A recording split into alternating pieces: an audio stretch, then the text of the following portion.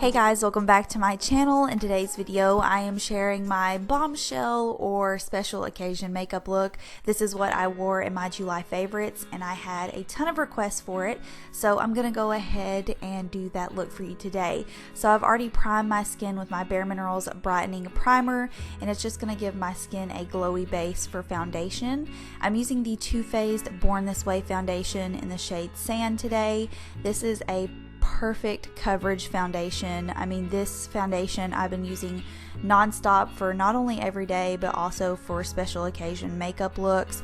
It just has a perfected look to it. Something about it is not too thick, not too thin. And I do want to mention that I do know that the background is still very bright. I haven't had a chance to play with my settings on my camera, but you can still see the makeup really good in the video in my opinion, but I will have that fixed in the next tutorial. So moving on to concealer, I'm using the Urban Decay Naked Skin Concealer and I'm using it in the shade Neutral Light Neutral I think, and it's a little bit too light on me, so I went in and I applied the NARS Radiant Cream Concealer in the shade Ginger just to darken it up a bit. I don't really want a stark white under eye highlight. I just want something that is a tad bit lighter than my natural skin tone, and this is a really great concealer because it's not too thick, it's not too thin, and it's very buildable, so that's why I chose it. It's been one of my favorites ever since I bought it, and I think it's perfect for looks like this. To set that, I'm using the Mercier translucent setting powder, and I'm going in first with a really thin layer to set the under eye area, and then I'm actually going to layer on quite a bit after that, and I guess you could call this a semi-baking technique. I don't really apply it as heavily as what you would see normally, but I do find that it really does make the under eye area look really bright and smooth after you have buffed away the excess powder. So I'm just going to let that set for a couple of minutes and we're going to move on to the rest of the face. Here I'm using the LORAC Porefection Baked Powder. I really like this for full coverage looks. It's great for setting liquid because it is a baked powder, but it does have really good coverage and it has a very perfected look. It's supposed to help minimize the appearance of your pores, and I definitely believe that it does that. So we're going to move into contouring next. I'm using the Too Faced Chocolate Soleil bronzer to contour my cheeks, my forehead. You guys know the contouring drill.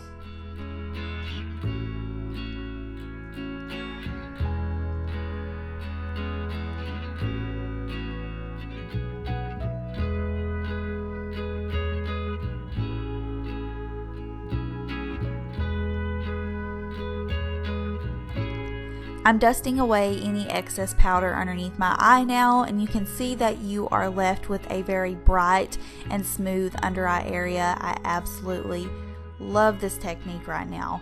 Now we're going to move into blush. I'm using a very neutral color. This is Harmony by MAC, and the reason I want to use something that's so neutral is because I want the face to be able to match to any eye look or any lip look, just in case you guys aren't into a bolder eye look or a bolder lip look.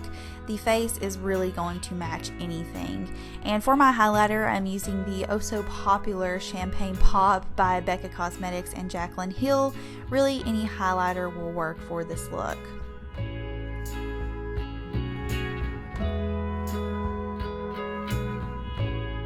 And I never leave the house without setting my face with my Urban Decay All Nighter Makeup Setting Spray. It really does help the powders blend into your skin a little bit more, and it also helps your makeup last throughout the day or throughout the night. Now we're going to move into eyes. I'm prepping my eyes with the MAC Paint Pot in the shade Painterly, and then we are going to move straight into brows. For any type of full coverage look or any special occasion, I use the Anastasia Dip Brow.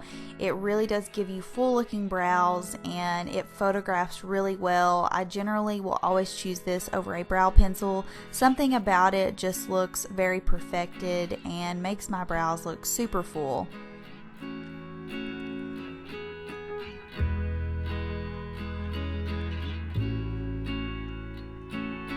For eyeshadow, I'm using the Stila in the Lights palette, and I'm taking the shade called Bliss, which is a really pretty rosy taupe color. It's my absolute favorite crease color of all time, and I'm just blending that back and forth into my crease.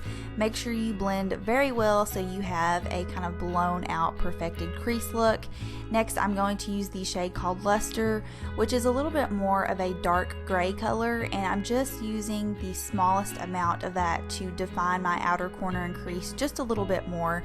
You want to have a little bit more definition than a transition color, but you don't want your eyes to be super smoky for this look, unless you are going with a nude lip.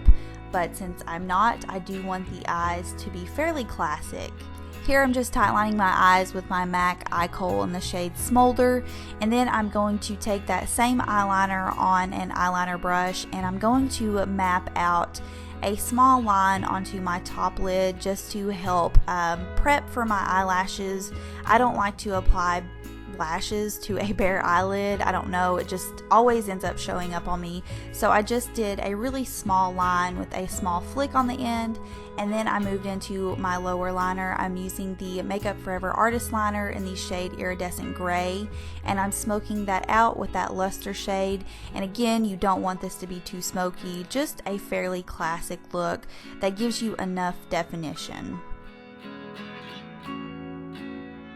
For lashes, I used the new Ardell Double Whispies, which are absolutely gorgeous. I actually applied a little bit more of the Kat Von D eyeliner on top just to hide the band, and then I moved into lipstick. I used MAC's Morange Lipstick, but if you're not into bold colors like this, you could really apply any lip color. You could do a nude, you could do a berry, or a deeper tone. And if you're curious about the lipstick I was wearing in my July favorites, it's actually Gerard Cosmetics Rodeo Drive, and this is what it looks like, just in case for those of you who were wondering. So that is it for the tutorial. I hope you guys enjoyed it. If you have any questions for me, feel free to leave them down below, and I'll see y'all in the next video. Bye.